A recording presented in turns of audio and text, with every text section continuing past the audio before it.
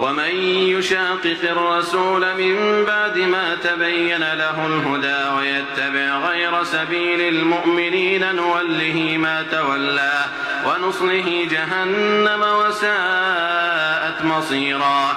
إن الله لا يغفر أن يشرك به ويغفر ما دون ذلك لمن يشاء ومن يشرك بالله فقد ضل ضلالا بعيدا.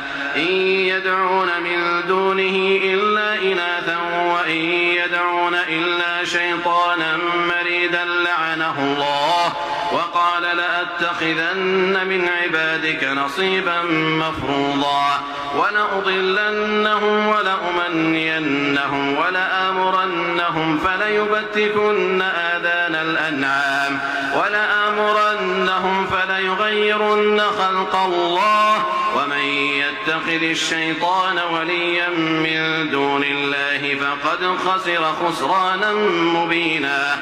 يعدهم ويمنيهم وما يعدهم الشيطان إلا غرورا. أولئك مأواهم جهنم ولا يجدون عنها محيصا. ومن يشاقق الرسول من بعد ما تبين له الهدى